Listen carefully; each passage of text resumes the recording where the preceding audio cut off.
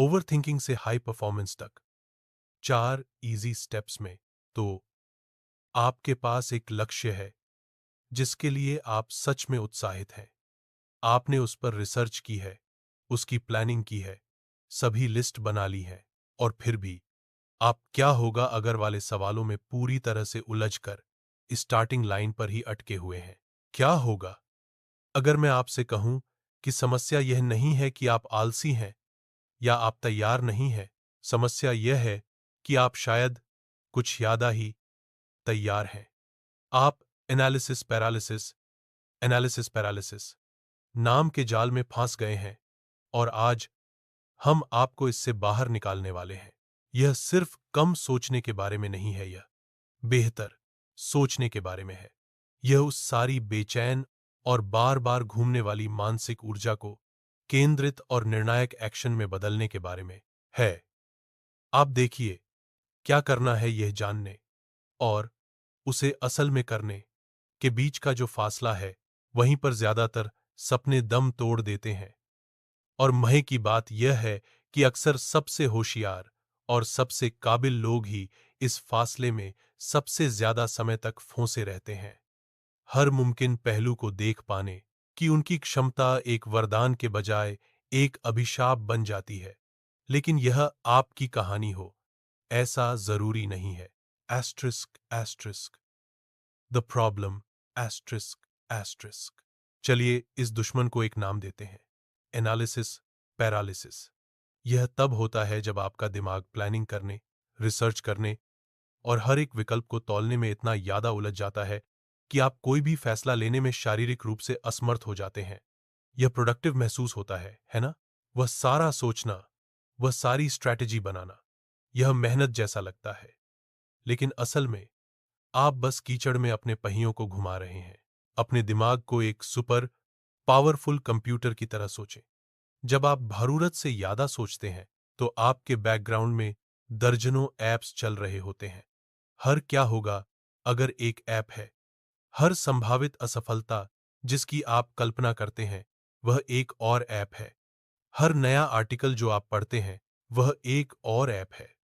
बहुत जल्द आपके दिमाग का मेन प्रोसेसर प्रीफ्रंटल कॉर्टेक्स, जो लॉजिक और निर्णय लेने का काम संभालता है, पूरी तरह से ओवरलोड हो जाता है। वह इन सभी विंडोज को खुला रखने में इतनी ऊर्जा इस्तेमाल कर रहा है कि उसके पास उस एक कमांड को पूरा करने की कोई शक्ति नहीं बची है जो मायने रखता है। शुरू करो। यह एक क्लासिक कॉग्निटिव ट्रैप है। आपके दिमाग की पुरानी सर्वाइवल वायरिंग, जिसे झाड़ियों में शेर जैसे खतरों को पहचानने के लिए डिजाइन किया गया था, अब एक अनरीड ईमेल या एक नए प्रोजेक्ट को उसी जीवन और मृत्यु वाली तीव्रता से देख रही है। यह एक खराब लूप में फंस जाता है। आप जितना ज्यादा सोचते हैं, आपको उतनी ही ज्यादा समस्याएं दिखती हैं। आपको जितनी ज्यादा समस्याएं दिखती हैं, आपको उतना ही ज्यादा लगता है कि आपको और सोचने की जरूरत है। यह एक दुष्चक्र है जो मेहनत करने का नाटक करता है, लेकिन असल में यह सिर्फ डर है जिसने मैं बस हर चीज को अच्छे से जांच रहा हूं का एक सस्ता मुखौटा पहना हुआ है। The agitation. और इस चक्र में फंसे रहने की असली कीमत क्या है? यह सिर्फ उस समय के बारे में नहीं है जो आप खो देते हैं। यह उन सभी छूटे हुए मौकों का चक्रवृद्धि ब्याज है। यह वह प्रमोशन है जिसके लिए आपने कोशिश नहीं की क्योंकि आप पूरी तरह से तैयार नहीं थे। यह वह बिजनेस आइडिया है जो कभी शुरू नहीं हो पाया क्योंकि आप एक परफेक्ट प्लान नहीं बना सके। यह वह क्रिएटिव प्रोजेक्ट है जो अभी भी एक दराज में पड़ा है क्योंकि आपको डर था कि यह उतना अच्छा नहीं है। हर बार जब आप एनालिसिस पैरालिसिस को जीतने देते हैं, तो आप सिर्फ अपने लक्ष्यों में देरी करने से कहीं ज्यादा कर रहे होते हैं। आप धीरे धीरे अपने खुद पर भरोसे को खत्म कर रहे होते हैं। आप इस विश्वास को मजबूत कर रहे हैं कि आप अनिश्चितता को नहीं संभाल सकते। जो विडंबना यह है कि एकमात्र ऐसी छीं है जिसकी जिंदगी पूरी गारंटी देती है। और सबसे बड़ी बात यह है, आप आलसी नहीं हैं, आप अनमोटिवेटेड नहीं हैं, आप असल में इसके विपरीत हैं। आप एक हाई अचीवर हैं, एक सावधान प्लानर हैं, कोई ऐसा व्यक्ति जो चीजों को सही तरीके से करने की गहरी परवाह करता है। यह कोई चारित्रिक दोष नहीं है, यह आपके मेंटल ऑपरेटिंग सिस्टम में एक सॉफ्टवेयर बग है। वही सिस्टम जो आपको सफल होने में मदद करने के लिए डिजाइन किया गया है, ओवरलोड हो रहा है और क्रैश हो रहा है।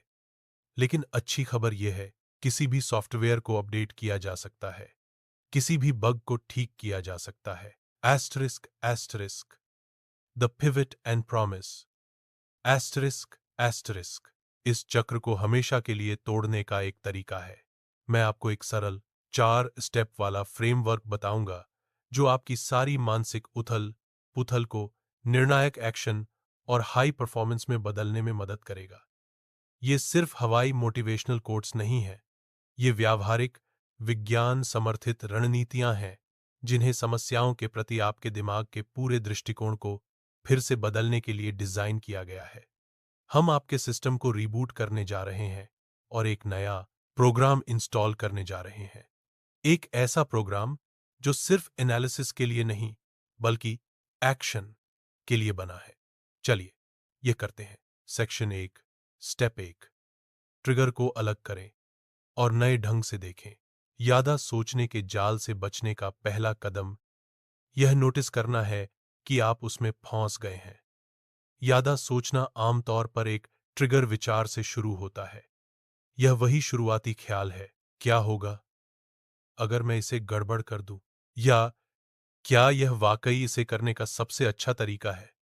वह एक विचार आपका ध्यान खींचता है और आपको विचारों के भंवर में फंसा लेता है। आपका काम अपने ही दिमाग का जासूस बनना है। जिस पल आपको चिंता और अनिर्णय की वह जानी पहचानी बेचैनी महसूस हो, बस रुक जाएं। अपने आप से पूछें, ट्रिगर क्या था। बस इसे पहचानने से थोड़ी दूरी बन जाती है। तूफान में खो जाने के बजाय आप तूफान के ऑब्जर्वर बन जाते हैं। एक बार जब आप ट्रिगर को पहचान लेते हैं, तो आप उसे एक नया फ्रेम देते हैं।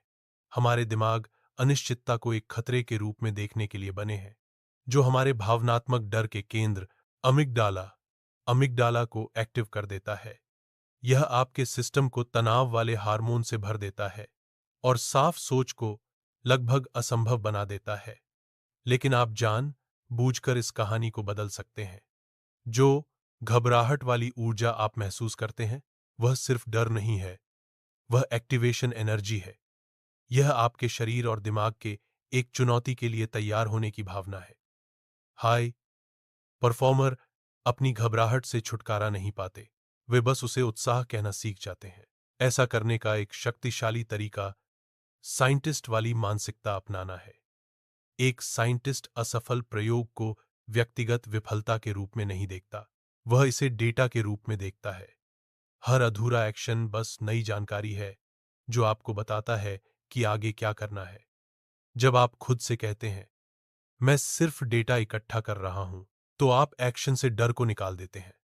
आप अब अपने आत्म मूल्य को परिणाम से नहीं जोड़ रहे हैं, जो आपको असल में कुछ करने के लिए आगाद करता है। आप बस एक प्रयोग कर रहे हैं। तो अगली बार जब आप फंस जाएं, तो ट्रिगर विचार को पहचानें, उस घबराहट वाली भावना को उत्साह का नाम दें और खुद से कहें, यह कोई परीक्षा नहीं है, यह सिर्फ एक प्रयोग है। सेक्शन 2, स्टेप 2, सबसे छोटे उपयोगी एक्शन को तय करें। यादा सोचने की आदत को बड़े, अस्पष्ट और भारी लक्ष्य बहुत पसंद होते हैं। जब कोई लक्ष्य बहुत बड़ा लगता है और आगे का रास्ता धुंधला होता है, तो आपके दिमाग की स्वाभाविक प्रतिक्रिया सभी संभावनाओं का पूरा नक्शा बनाने की कोशिश करना होती है। यही पैरालिसिस की ओर ले जाता है। इसका तोड़ एक बेहतर डिटेल्ड प्लान नहीं है, इसका तोड़ एक बहुत छोटा लक्ष्य है। आपका मिशन यहां अगले कदम को तब तक छोटा करना है जब तक कि वह इतना छोटा, इतना अनौपचारिक तौर पर सरल न हो जाए कि उसे न करना करने से ज्यादा अजीब लगे। हम परफेक्ट कदम या सबसे बेहतर कदम की तलाश नहीं कर रहे हैं, हम सबसे छोटे उपयोगी एक्शन की तलाश कर रहे हैं। अगर आप एक बिजनेस शुरू करना चाहते हैं, तो सबसे छोटा उपयोगी एक्शन एक बिजनेस प्लान लिखना नहीं है, यह है 15 मिनट लगाकर 3 बुरे कंपनी के नाम सोचना। अगर आप करियर बदलना चाहते हैं, तो यह 50 नौकरियों के लिए आवेदन करना नहीं है। यह है मेरे लिंक्डइन प्रोफाइल का पहला वाक्य अपडेट करना, या यहां तक कि मेरे सपनों की इंडस्ट्री में किसी एक व्यक्ति को ईमेल करना और 10 मिनट की बातचीत के लिए पूछना, यह इतनी अच्छी तरह से काम क्यों करता है? सबसे पहले, यह आपके दिमाग के डर की प्रतिक्रिया को आसानी से पार कर जाता है। एक छोटा सा एक्शन एक बड़े प्रोजेक्ट की तरह खतरे का स्तर नहीं बढ़ाता है। दूसरा, यह गति बनाता है। एक्शन से वह स्पष्टता मिलती है जो सोचने से कभी नहीं मिल सकती। आप एक खड़ी कार को नहीं चला सकते। नक्शे का कितना भी अध्ययन कर लें, आप ड्राइववे से बाहर नहीं निकल सकते। लेकिन जिस पल आप चलना शुरू करते हैं, भले ही सिर्फ 1 इंच, आप रास्ता खोजना शुरू कर सकते हैं। यह सब आपके ध्यान को अंतिम परिणाम से हटाकर तत्काल प्रक्रिया पर केंद्रित करने के बारे में है। हाई परफॉर्मर जानते हैं कि बड़ी उपलब्धियां एक विशाल छलांग से पैदा नहीं होती हैं। वे हारों छोटे, लगातार उठाए गए कदमों का परिणाम होती हैं। वे बस एक ईंट को पूरी तरह से रखने पर ध्यान केंद्रित करते हैं, फिर अगली और फिर अगली। और इससे पहले कि उन्हें पता चले, उन्होंने एक दीवार बना ली है। तो वह सबसे छोटी चीज क्या है जो आप आगे बढ़ने के लिए अभी कर सकते हैं? यही आपका नया मिशन है। सेक्शन 3, स्टेप 3, एक समय सीमा तय करें और उसे पूरा करें। यादा सोचने वाले खुद से जो सबसे बड़ा झूठ बोलते हैं, उनमें से एक है, मुझे इस पर सोचने के लिए बस और समय चाहिए। सच्चाई यह है कि सीमाएं स्पष्टता पैदा करती हैं। जब आपके पास निर्णय लेने के लिए अनंत समय होता है, तो आप उस पूरे समय का उपयोग करेंगे। यह पार्किंसंस लॉ का एक रूप है। काम उतना ही फैलता है जितना समय आप उसे देते हैं। ठीक यही बात फैसलों के लिए भी सच है। तो तीसरा कदम जान बूझकर खुद को एक दायरे में बांधना है। किसी भी निर्णय या काम के लिए जिस पर आप अटके हुए हैं, अपने लिए एक सख्त, न टाली जा सकने वाली समय सीमा तय करें। यह कुंजी यह है, समय सीमा फैसला लेने और पहला छोटा कदम उठाने के लिए है, न कि पूरे प्रोजेक्ट को खत्म करने के लिए। अपनी टीम के लिए नए सॉफ्टवेयर पर अंतहीन रिसर्च कर रहे हैं, खुद को 60 मिनट दें। जब वह टाइमर बंद हो, तो आप उस जानकारी के आधार पर फैसला करें जो आपके पास अभी है। वह जानकारी नहीं जो आप चाहते थे कि आपके पास हो, बल्कि वह जो आपके सामने है। फिर आप तुरंत पहला कदम उठाते हैं, एक ट्रायल के लिए साइन अप करना या अपने बॉस को सिफारिश भेजना। यह इसलिए काम करता है क्योंकि यह आपके प्रीफ्रंटल कॉर्टेक्स को बार बार सोचने से रोककर प्राथमिकता तय करने के लिए मजबूर करता है। जब समय कम होता है, तो आपका दिमाग अपने आप क्या होगा अगर से सबसे जरूरी क्या है पर स्विच हो जाता है। यह आपको सैटिस्फाइसर सैटिस्फाइसर बनने के लिए मजबूर करता है, न कि मैक्सिमाइजर। मैक्सिमाइजर एक मैक्सिमाइजर एकमात्र सर्वोत्तम संभव विकल्प खोजने की कोशिश में अंतहीन ऊर्जा बर्बाद करता है। एक असंभव काम जो सीधे पैरालिसिस की ओर ले जाता है। दूसरी ओर, एक सैटिस्फाइसर बस एक ऐसे विकल्प की तलाश करता है जो आगे बढ़ने के लिए काफी अच्छा हो। अनुमान लगाइए कि असल में कौन ज्यादा प्रगति करता है।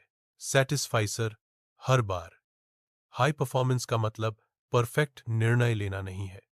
इसका मतलब है काफी अच्छे निर्णय जल्दी लेना और फिर वास्तविक दुनिया की प्रतिक्रिया के आधार पर सुधार करना। याद रखें, ज्यादातर फैसले स्थायी नहीं होते हैं, वे बदले जा सकते हैं। आप हमेशा अपना मन बदल सकते हैं, रास्ता बदल सकते हैं या बाद में अपने प्लान को सही कर सकते हैं। जो आप वापस नहीं पा सकते, वह समय है जो आपने कोई फैसला न करके खो दिया। तो एक टाइमर सेट करें, फैसला लें और आगे बढ़ें। सेक्शन 4, स्टेप 4, अपना सपोर्टिव ढांचा बनाएं। यादा सोचने जैसी गहरी मानसिक आदत को केवल इच्छा शक्ति के बल पर तोड़ने की कोशिश करना थका देने वाला होता है और यह आमतौर पर काम नहीं करता है। अंतिम कदम है अपने चारों ओर एक सहायक संरचना बनाना, एक मानसिक और सामाजिक ढांचा जो एक्शन लेना आसान बनाता है और आपकी पुरानी आदतों में वापस लौटना बहुत मुश्किल बना देता है। इस ढांचे के दो हिस्से हैं, आंतरिक और बाहरी। आंतरिक हिस्सा आपके अपने दिमागी स्पेस को मैनेज करने के लिए मेंटल टूल्स का उपयोग करने के बारे में है। यह जर्नलिंग हो सकती है ताकि बार बार आने वाले विचारों को आपके दिमाग से निकालकर कागज पर लाया जा सके, जो तुरंत उनकी शक्ति को कम कर देता है।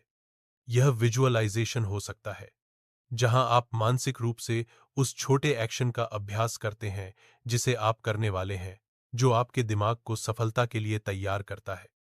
या यह उतना ही सरल हो सकता है जितना कि कुछ गहरी सांसें लेना, ताकि जब आपको फैसले का तनाव महसूस हो तो आप अपने अमिगडाला को शांत कर सकें। ये ऐसी प्रथाएं हैं जो आपको अपने नर्वस सिस्टम को नियंत्रित करने और आपको वापस ड्राइवर की सीट पर लाने में मदद करती हैं।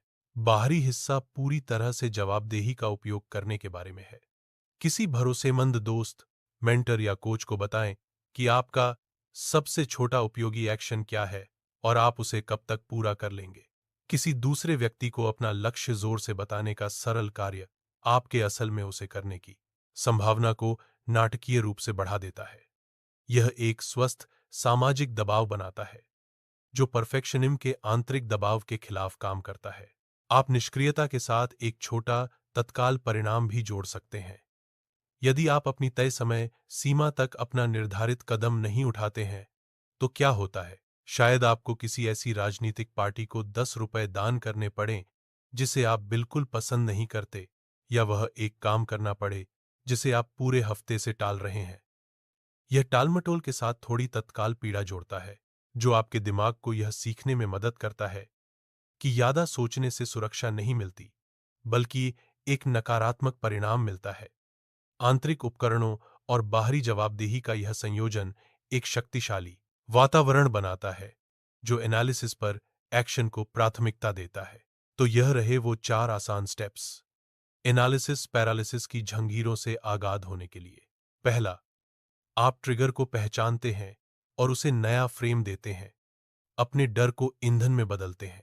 दूसरा, आप सबसे छोटे उपयोगी एक्शन को तय करते हैं जिससे शुरू करना नामुमकिन न हो। तीसरा, आप एक समय सीमा तय करते हैं और उसे पूरा करते हैं, एक काफी अच्छा निर्णय लेने के लिए मजबूर करते हैं। और चौथा, आप अपना सपोर्टिव ढांचा बनाते हैं, सफलता के लिए एक माहौल तैयार करते हैं। यहाँ का विषय देखा आपने, यह सब एक्शन के बारे में है।